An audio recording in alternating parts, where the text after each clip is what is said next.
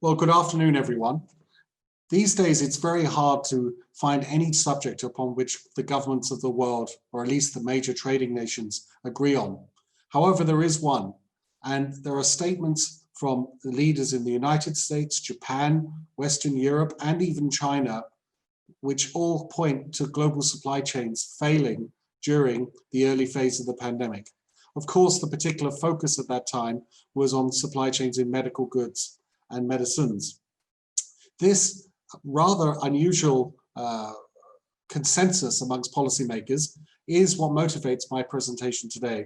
And I really want to examine the corporate political risks which are facing supply chains. I'm going to put those corporate political risks in perspective. Ultimately, I'm going to ask the question, are these corporate political risks going to amount to anything? Are they a storm in the teacup, as we say in English? Or if you want to put it differently, so what? These policymakers are upset. Are they translating their anger into action? In order to answer this, I'm going to put supply chains development into perspective over the last decade. I will home in on the disruption to supply chains created by policymakers in the early part of this year. And then I will look forward to policies which they are currently announcing and beginning to implement to try and reconfigure and even repatriate supply chains. I will then critically evaluate those policy initiatives and highlight some of the recent evidence which suggests that to date this has not been a problem. Then I'll draw some conclusions at the end. So that's the plan for this short briefing. Let's start then before the pandemic hits. I think a very important piece of contextual information is that supply chains have been retreating for quite some time.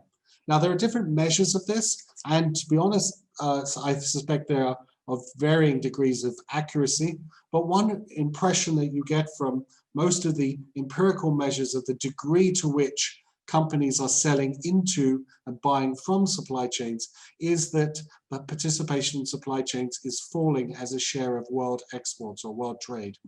The chart on the left shows you the aggregate numbers for the world constructed from the United Nations database on this issue. And the chart on the right shows you that this is not a phenomenon which is just concentrated in one or two countries.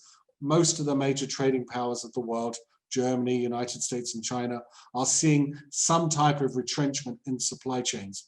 And this was happening before the pandemic hit. So we have to, I think, be very cognizant of the fact that the private sector was already adjusting supply chains before the pandemic hit. And that may well be in response to completely traditional factors like rising wages in China and other factors, including shocks. And that's what I'd like to turn to now and to take you through the resilience of supply chains and in various shocks, and often shocks which are not policy induced. Now, we've seen over the last 10 years two weather-related or events, or at least non-political events, which have caused big supply chain disruptions. And this was the Great Eastern Japan earthquake, as well as the flooding in Thailand in certain key valleys where there were lots of parts and components producers. Now, what we have seen in both of these cases was that the amount of trade which was associated with these supply chains collapsed, or at least fell very sharply, but very, very quickly was restored. And the charts I have here really relate to the Great East Japan earthquake and of Japanese exports of semiconductors and automobile parts. And you can see that they recovered very quickly to levels that they had previously been. Indeed, the rate of recovery was faster than what happened after the global financial crisis. Now, this has then led people to reflect on how effective supply chains are. And there seems to be, and there are two metrics which people are discussing these days. One is the sort of time to recovery. How quickly is it for a supply chain to recover and to be able to restore previous levels of shipment or volumes of shipments? And then another metric which has been suggested is time to default, which is how quickly can a supply chain keep supplying its customers when faced with an adverse shock, and how quickly is it that, or how quickly will it be before the supply chain has to start shutting down, perhaps because shipments of parts and components can't reach downstream buyers and producers, and because goods can't be shipped out to customers. So we have these two metrics, time to default and time to recover, reflecting different aspects of supply chain performance. Some people recast that as asking about the robustness of the supply chain, its ability to continue supplying in the face of some external shock, versus the resilience of a supply chain, which is the speed with which it recovers. And these are different KPIs for supply chains. Essentially, what this chart shows is that in terms of resilience, the Japanese supply chains, which are shown here, were actually rather effective in restoring sales, production and sales and deliveries to customers in response to this earthquake rather quickly. So the context then is, before the pandemic hit, we had supply chains somewhat in retreat, but where issues of resilience had already been taken on board by many far-reaching and forward-thinking firms. When the pandemic hits, we have essentially three types of supply shocks. One type of supply shock comes from governments telling firms to shut down production in the lockdowns. And this, of course, transmits initially out of China, where, of course, the lockdown happened first, or at least in parts of China, I should say. The second type of shock arose from public policy, which I'll turn to next. And the third shock really relates to transportation infrastructure. So let me turn now to the public policy shocks. As we saw at the beginning of this pandemic, there was a huge increase in demand for medical equipment and medical goods. This surge in demand then led to countries scrambling for sourcing, scrambling to source needed medical kit. And one reflexive response of a number of governments was to try and secure supplies for their domestic health systems by banning exports. And this took off particularly in the end of Q1 and the beginning of Q2 of this year. As the left-hand map shows, that over 91 different countries imposed 202 export controls on medical kit. So here the disruption is not one caused by firms, this is actually induced by governments. And as we know, there were some very high-profile cases of companies who found it very difficult to maintain and operate their supply chains when they were not allowed to ship parts and components across the borders. Now, of course, medical equipment differs substantially in its complexity. A product like a ventilator has many parts and components and has a very elaborate supply chain, whereas masks, the traditional masks not used in hospitals and the like, has a much more simpler supply chain. So we saw a lot of disruption in March and April of this year. And this is shown on the right-hand side, which shows the number of export restrictions which were in place in the medical goods sector during this period, and their expected phase-out times given the announcements from governments.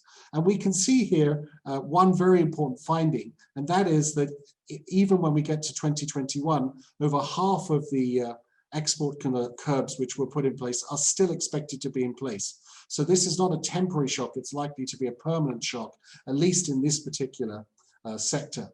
Now, completeness requires me to highlight that there are also significant amounts of trade reforms in this sector. In fact, as the right-hand chart shows in green, the number of liberalizing measures that governments took to try and source supply chains, source medical kit from abroad was actually higher than the number of restrictive measures, but these two are being phased out as well. So we've had quite a lot of disruption, both beneficial disruption in terms of trade reforms and also export curbs. And this has seriously disrupted this particular sector, and it looks like we are seeing a permanent change here. Now, it was the very dissatisfaction with the supply chains in medical goods and medical equipment which has led to this very sharp shift in rhetoric from governments, which I referred to earlier. So this is the second sort of supply shock. The first one is coming from the lockdowns. The second is government induced through export curbs. And the third shock that we saw earlier this year was transportation-related disruption of supply chains related to port restrictions, and also to be complete, there was also restrictions on air travel as well, air cargo shipments as well. Now we're beginning to see some recovery here, but this is a chart which I clipped yesterday, and you can see that there is still a large number of port restrictions which are still in effect, and there are many newspaper articles about the inability of crews on ships to be able to disembark and to rest, and so this is of course disrupting the ability to ship goods as well. So we have on top of the traditional disruptions that I mentioned earlier, we have of course transportation-related disruption as well. So this year has not been kind to supply chains. I think the interesting question looking forward, though, given that these port restrictions eventually will be lifted, and as we've seen, at least half of the trade distortions will be lifted, is what is likely to be any medium or longer term consequences of this shift in policymakers' attitudes. Well, as I argued earlier, a number of countries have taken a very public stance on these issues. This is just 6 of them, 6 jurisdictions. I could highlight another 6 or 10 as well, including Brazil, India, Canada, and the like. And we have different governments have taken a different view on this. Countries like the United States have decided, or at least the government there has decided, that they want to repatriate supply chains and offer subsidies to do that, as well as to limit access of foreign firms to public procurement in key sectors. France has put a lot of money on the table, or at least is putting money on the table, let me put it that way, to encourage repatriation of production. The EU has a new industrial policy. Britain has Project Defend, which it wants to help repatriate production. Japan has put $2.2 billion on the table to encourage Japanese firms to shift their production out of China. And China, interestingly, the government there has decided that they are now too dependent on exports, and they want to reorient their growth towards much more domestic demand. And so China has introduced what's called a dual circulation policy of essentially reorienting its sales from abroad to domestic markets. Now, the interesting question is whether or not these policy initiatives will be sustained, and whether or not they will translate much into changing investment decisions and foreign direct investment decisions. There are some reasons here for doubt. Let's go back to the Japanese initiative. Japan has put on the table $2.2 billion of subsidies for firms to repatriate production. But it's worth remembering that Japan has invested in China $130 billion over the years, or rather Japanese firms have invested in China that much. And so you're not going to get much in terms of production relocation with $2 billion. And so far, only 83 companies have taken money from the government in Tokyo to do that. So there's some doubts as to whether there's enough money on the table really to relocate production. Reinforcing those doubts is evidence from surveys of companies, and the latest survey from the American Chamber of Commerce in China is particularly revealing. And I've summarized the 2 most important charts on this slide. You can see here on the left-hand side that there's the overwhelming majority of American firms based in China, accounting for over 80%, probably 85%, are not going to change their production locations at all. They're going to stay in China.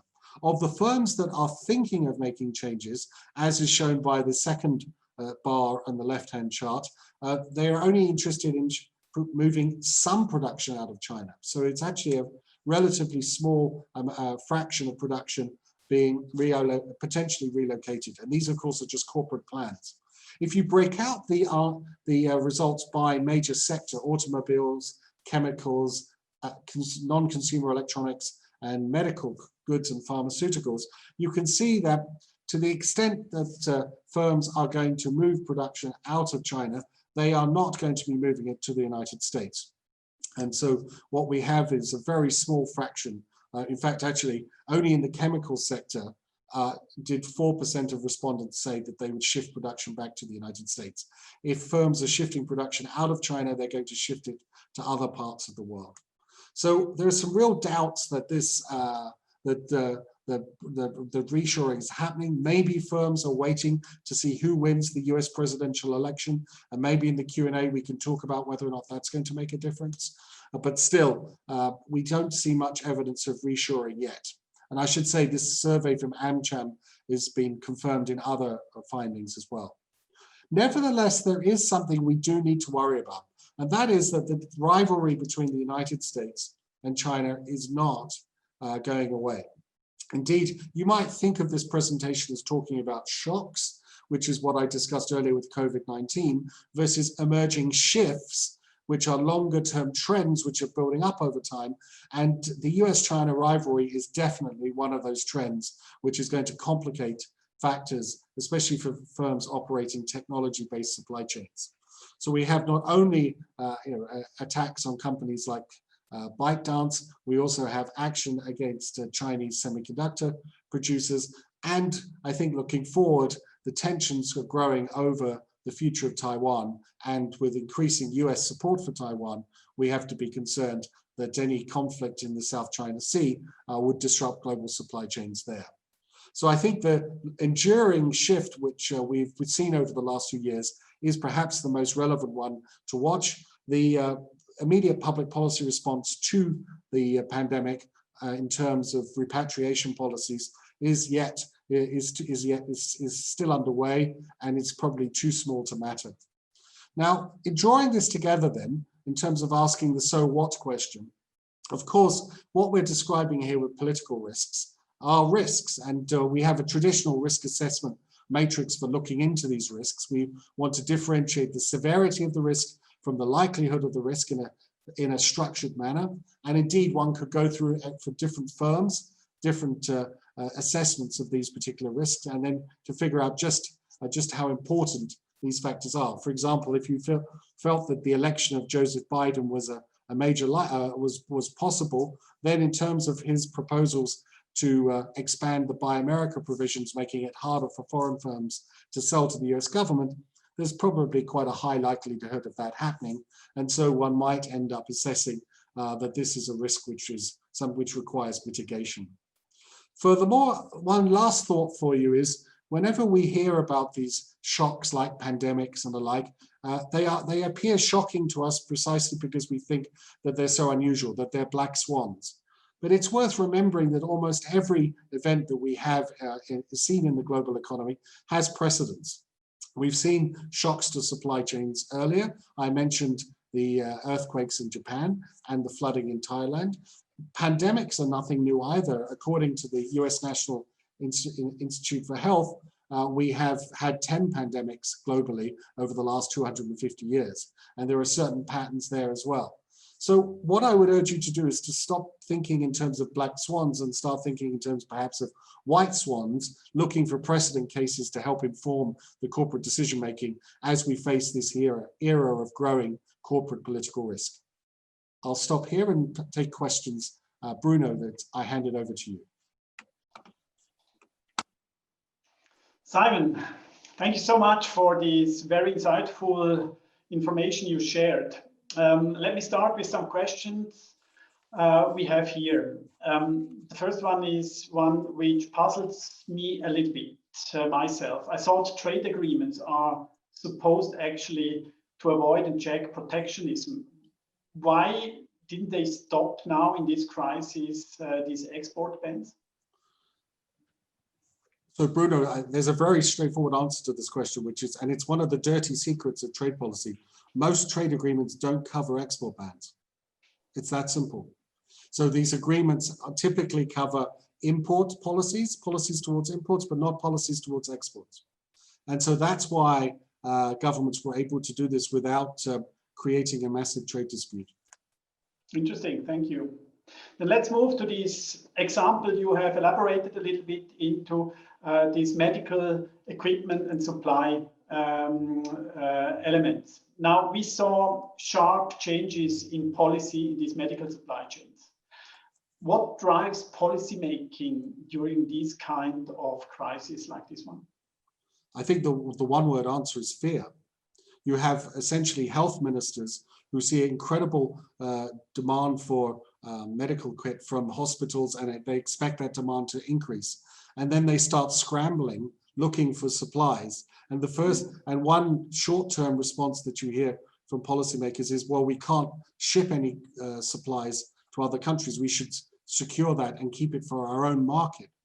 The mistake that those policymakers are making is that, of course, if you cut off other countries to medical equipment produced in your country, then they're going to do the same back to you.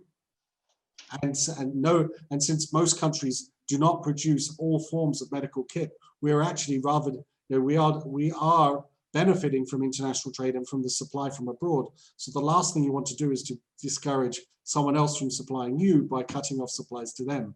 This logic is fairly clear now, but at the time it obviously was overlooked by desperate policymakers who I think often wanted to be seen to be acting, not necessarily acting in a way which was particularly compelling.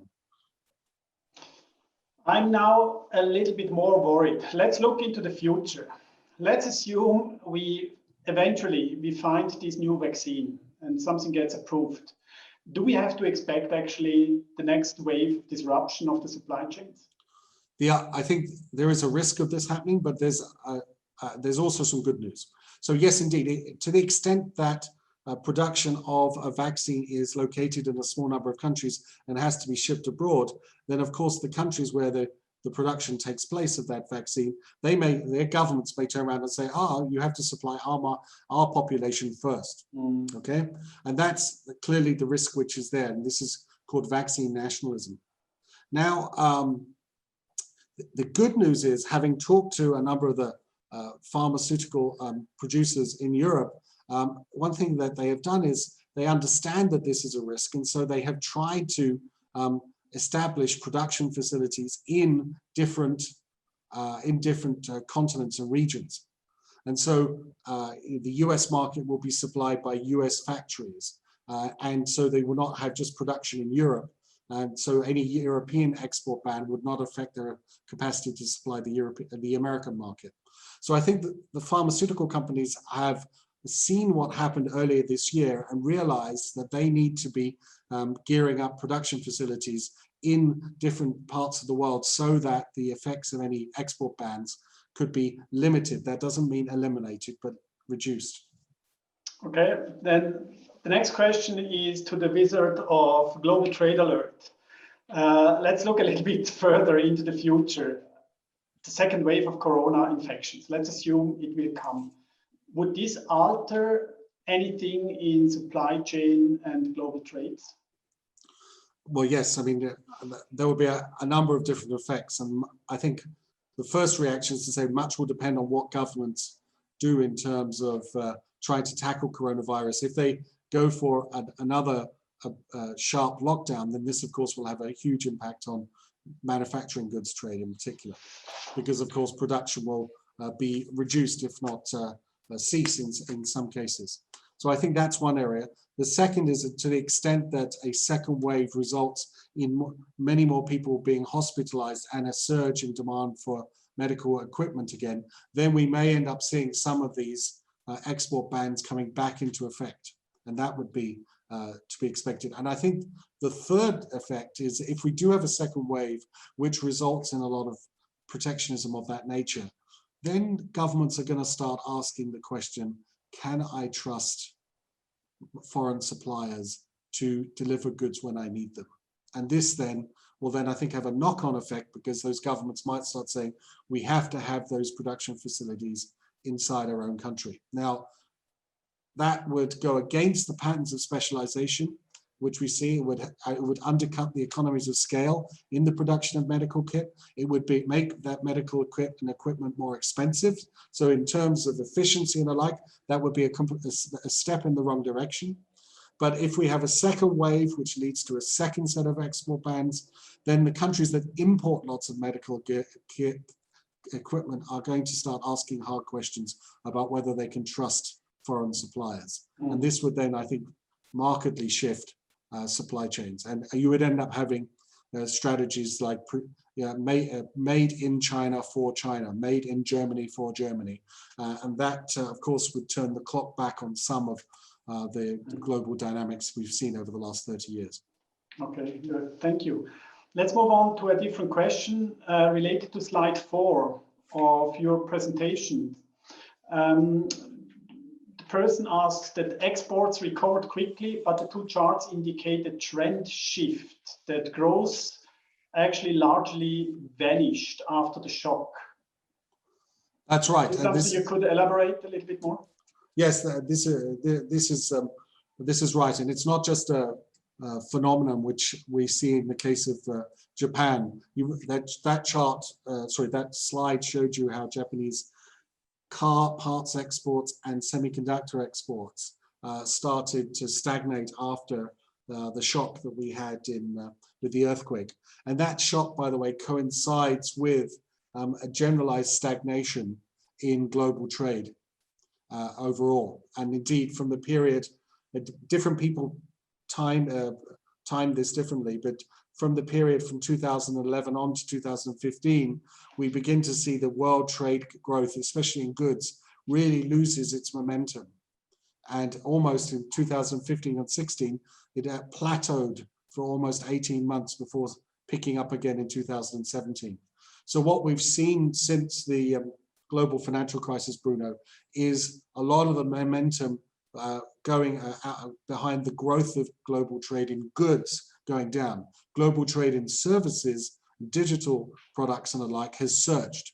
But what those charts were showing was trade in goods, and that has tended to slow down. And many people think that that's actually partly related to the reshoring of production and the unwinding of global value chains, which I had shown you on the slide before. So these two are two sides of the same coin. Okay, thank you. Let's move a little bit to a different topic. I have two questions on climate change.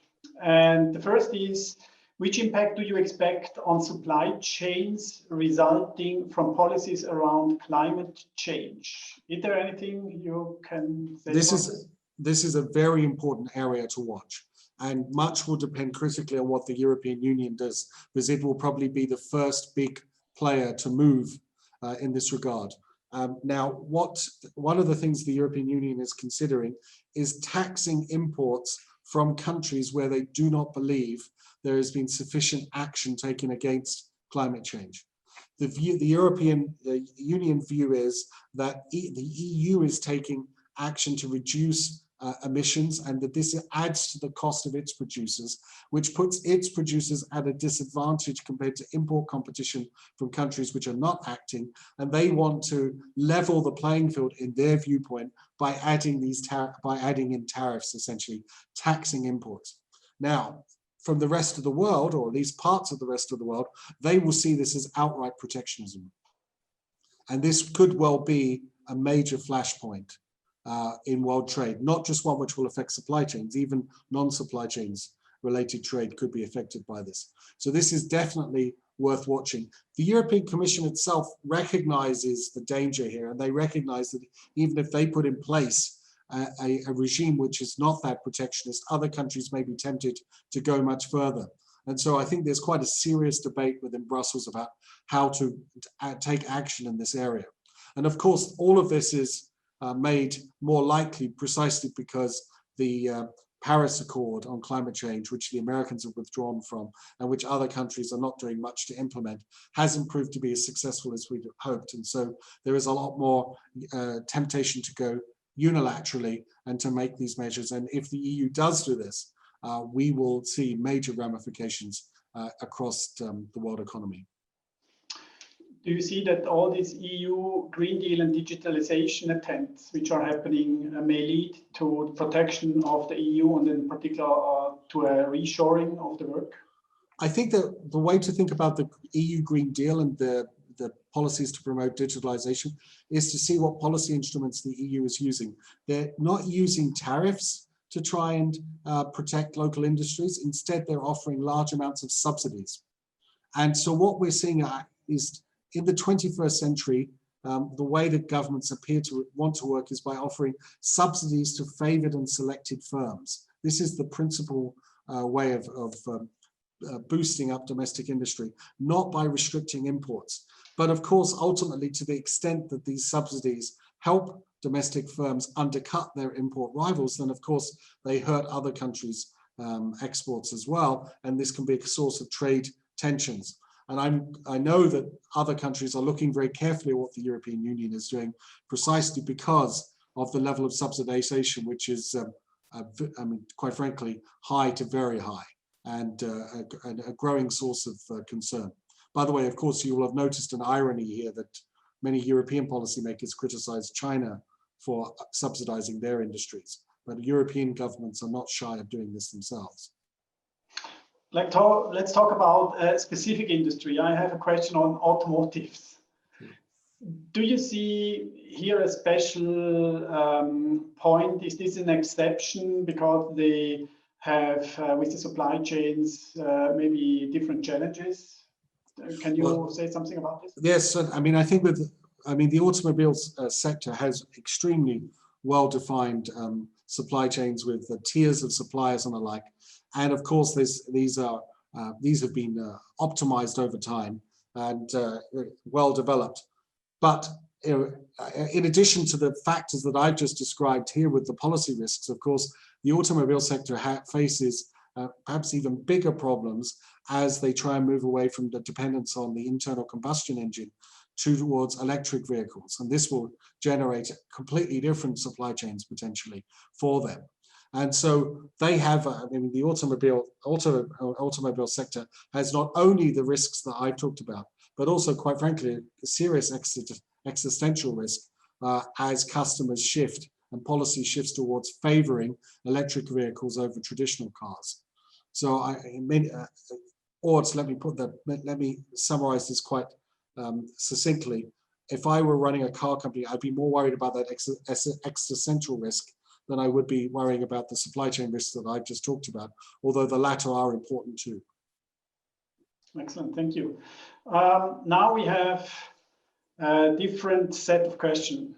After the crisis is before the crisis, we have realized that there will be no life anymore without crisis. If we look only into this very one crisis now we have, and maybe one we had in the past, if we step back a little bit and look at the accumulation of all these crises, can something be drawn from this fact that we say we come to a point where the pure quantity of crises may just cause a different shift? I think we won't get there, maybe. Yeah. I think the short answer to this question is yes. We have now had 2 global or systemic crises in 15 years. In both cases, we have seen governments acting very aggressively and intervening into markets and continuing to intervene into markets over time.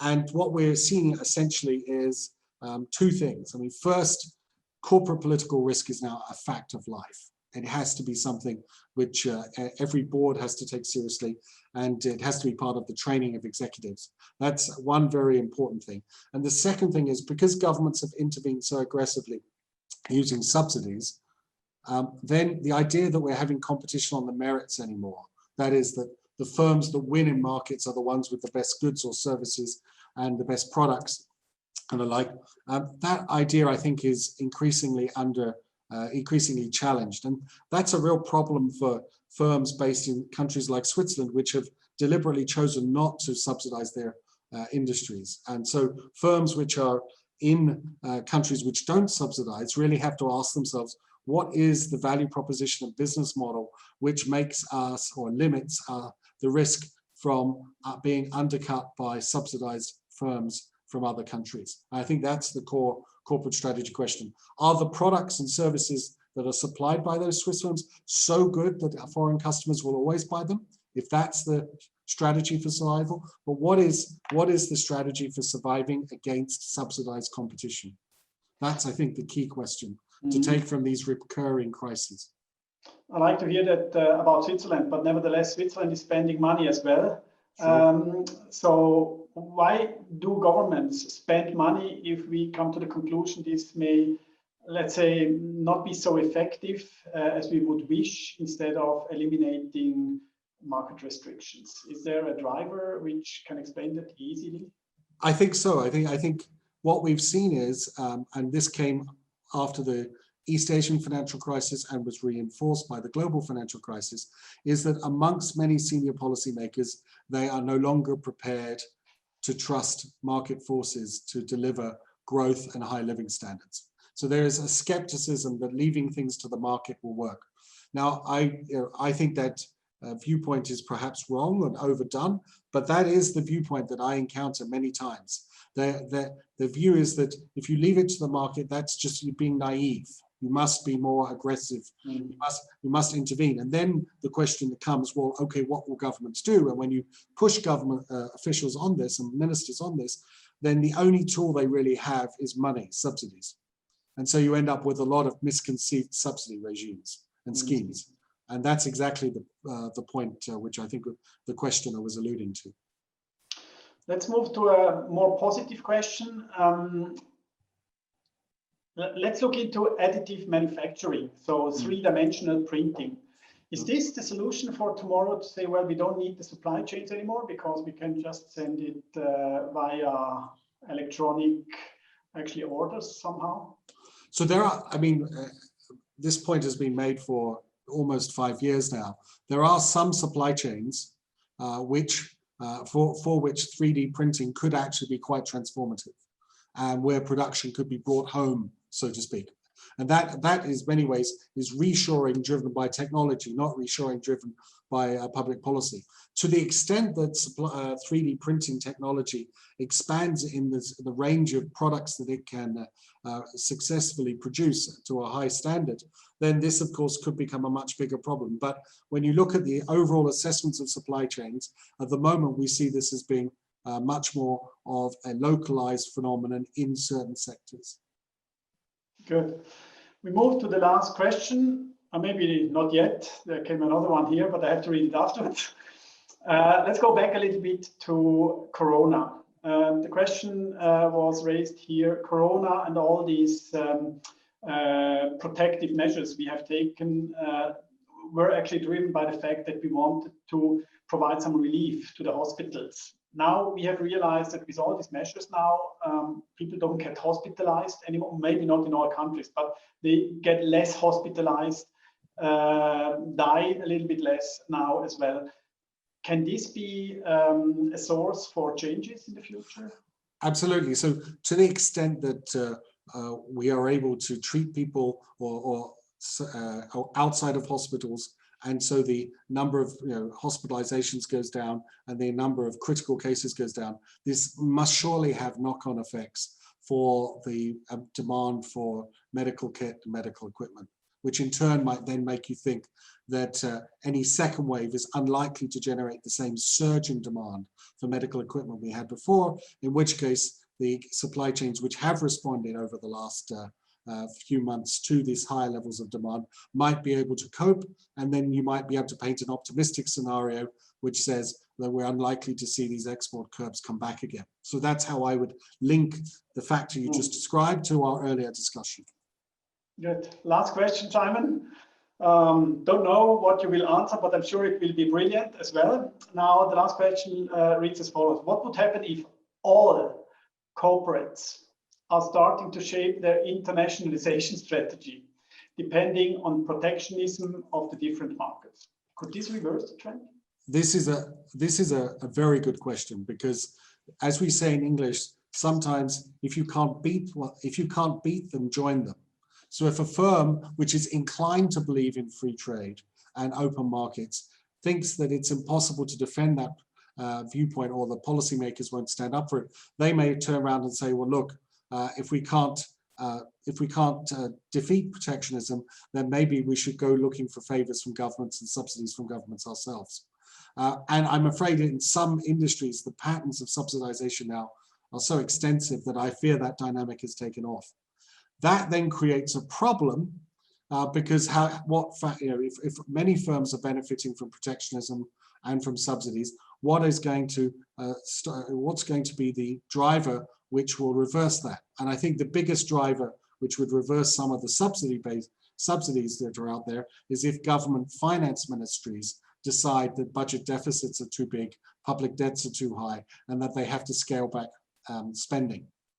In the past, that's been a big trigger for cutting subsidies in other countries around the world.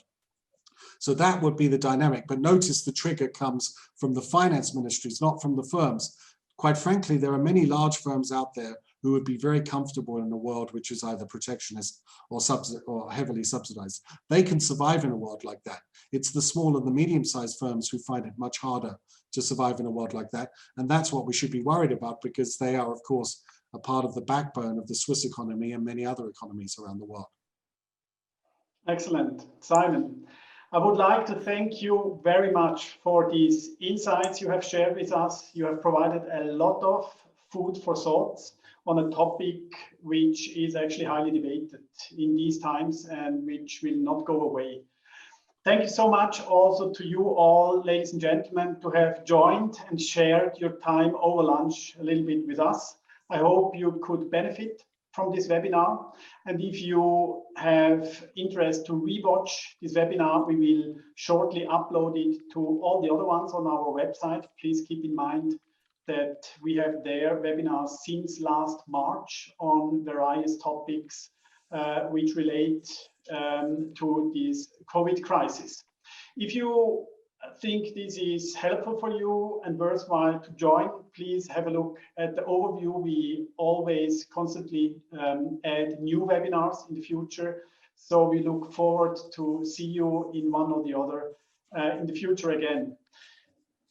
With that, I think I can close this webinar. Simon, thank you so much again to you for your time. And for everybody else, I wish you a nice rest of this Tuesday and look forward to see you in the next webinar. Bye, everybody. Bye-bye.